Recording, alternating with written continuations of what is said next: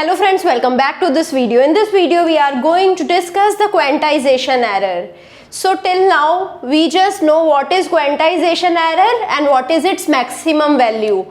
But we don't know what is the exact value of the quantization error when the error is not at the extreme cases. So we don't know the generalized value of the quantization error. So this is the part 1 of the quantization error video, and in this video I'll be talking about the generalized expression of the quantization error. So now if I mathematically represent what is quantization error, so what is quantization error? It is the quantized value minus the sampled value.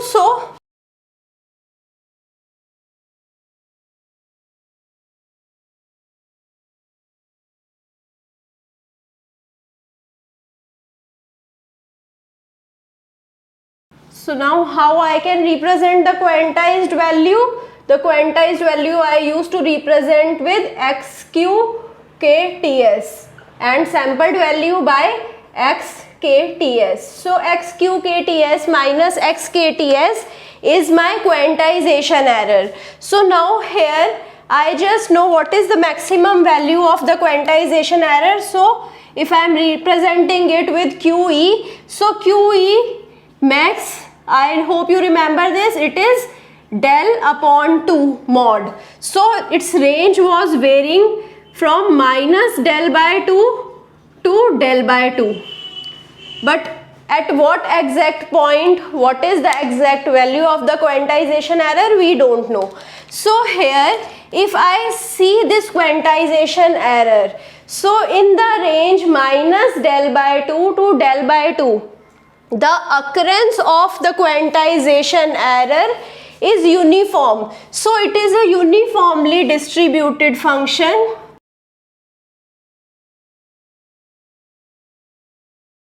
So it is a uniformly distributed function from minus del by 2 to del by 2. The probability of occurrence of the error is uniform in this range. So it is uniformly distributed function.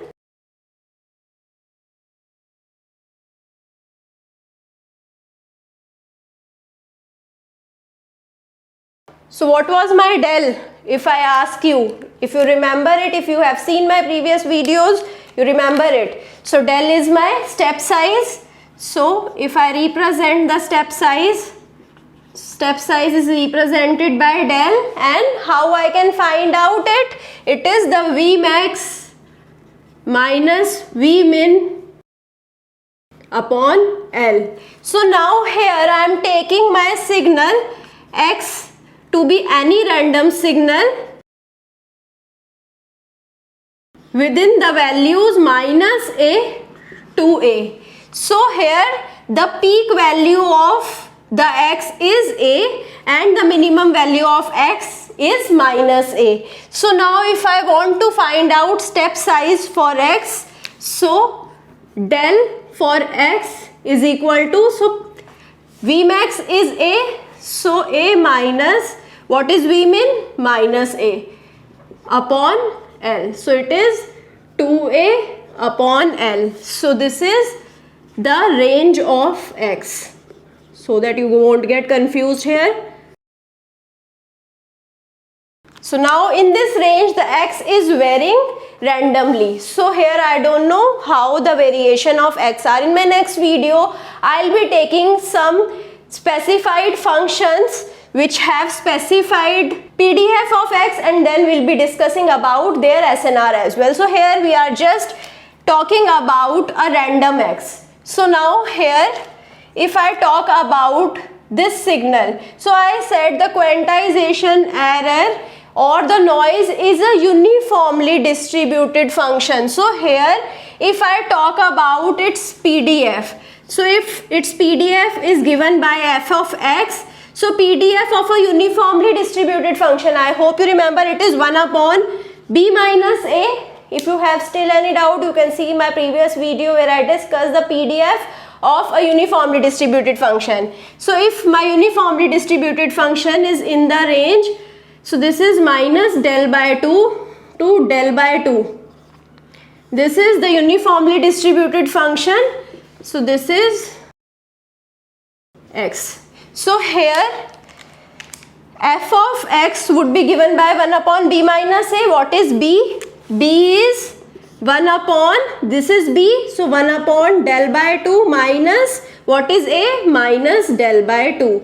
So it is 1 upon del by 2 plus del by 2, it is 1 upon del. So now I know the PDF of noise as well. So now here if I denote the signal to noise ratio, so signal to noise ratio is the power of the signal upon the mean square value of the noise. So E represents the mean and epsilon is representing my noise. So what is the noise here? The quantization error. So now here I am considering my x is any random signal with power p. So I have taken the signal power to be constant, which is p, and the noise power will find out with the formula E of epsilon square. So if I talk about noise, so here it is E of epsilon square. So now if I put it in the formula of mean, it would be minus infinity to infinity integration. This is epsilon square fx of epsilon d epsilon. So here I am integrating it over epsilon. So now here let's put the value of fx of epsilon. So I know fx of x. So here if I don't have x, it does not depend upon x. So fx of epsilon would be equal to fx of x. So this is also fx of epsilon. So now it is ranging from minus del by 2 to del by 2. I can just change the range from minus infinity to infinity. You can see after that it is 0, before that it is 0.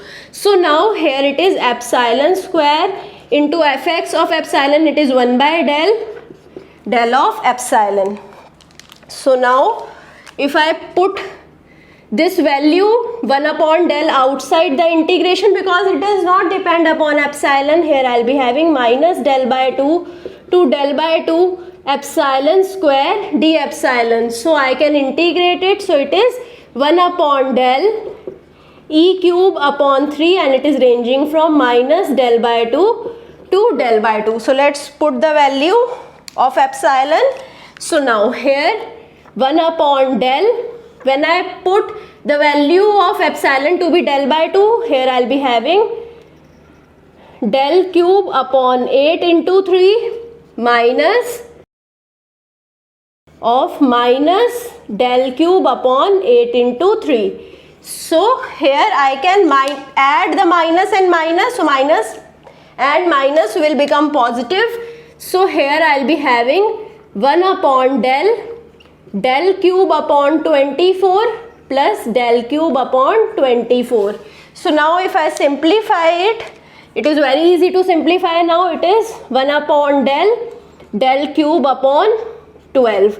So this del will get cancelled out, and here I have del square upon 12. So this is the mean square value of noise. So now I'll be putting this value in this equation.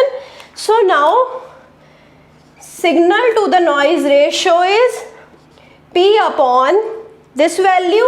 So this is del square upon 12. So it is 12 P upon del square. So now if I talk about del, I know del is 2A upon L. So now how I can represent it?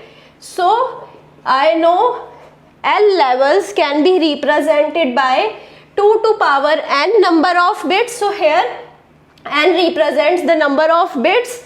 So if I relate the levels with the number of bits, so if n is the number of bits and L is the level is equal to 2 raised to power n, where n is number of bits. So here if I take this 2 in the denominator, I'll be having A upon 2 raised to power n minus 1. So this is my del.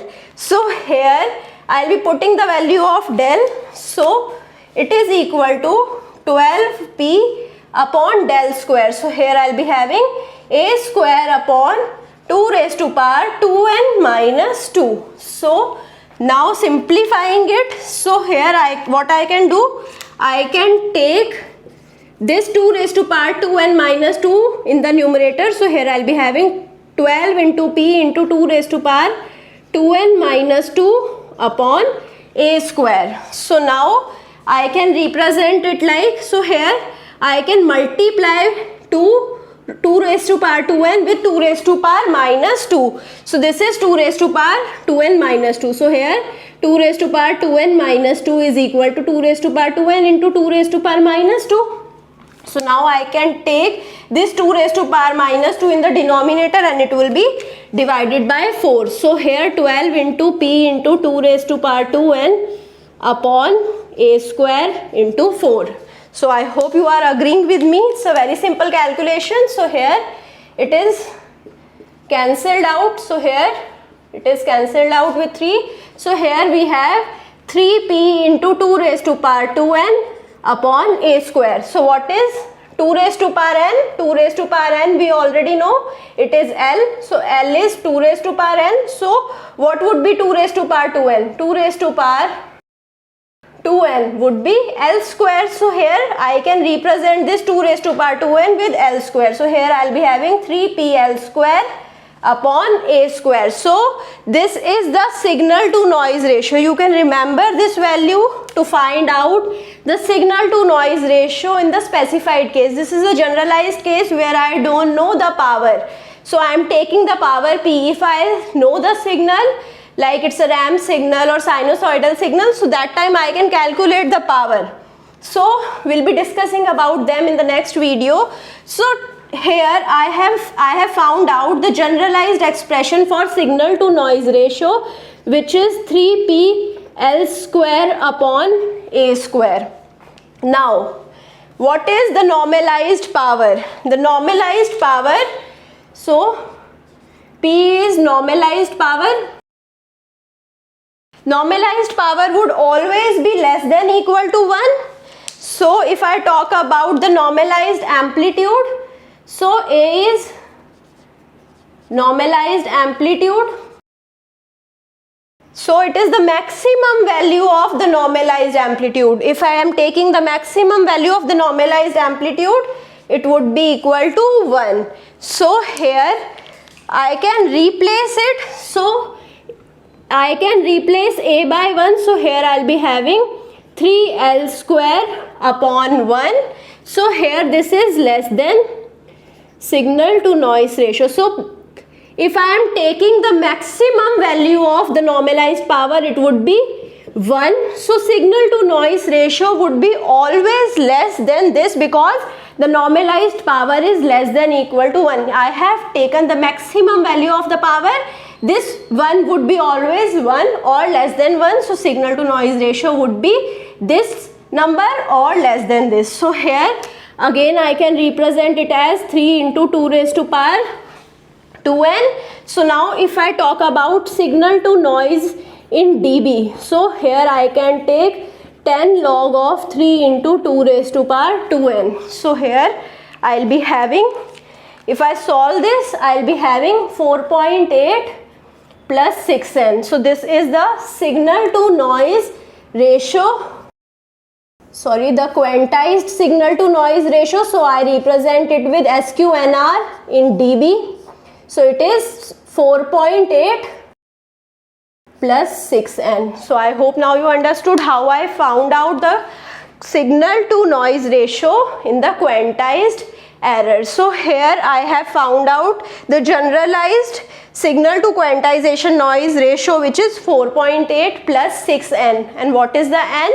N is the number of bits. So from here I got to know that the quantization error would depend upon the number of bit. If I increase the number of bit, if n is increased, SQNR would increase, so the noise would decrease or the error would decrease. So if I am transmitting with more number of bits, so that time the quantization error would decrease. I have already told you with the help of the diagram in the quantization itself that when I increase the number of bits, that time the quantization error would decrease. So this is the proof of that statement, that whenever I am increasing the number of bits, quantization error would decrease. So here I'll be stopping my discussion. I hope you understood each and everything.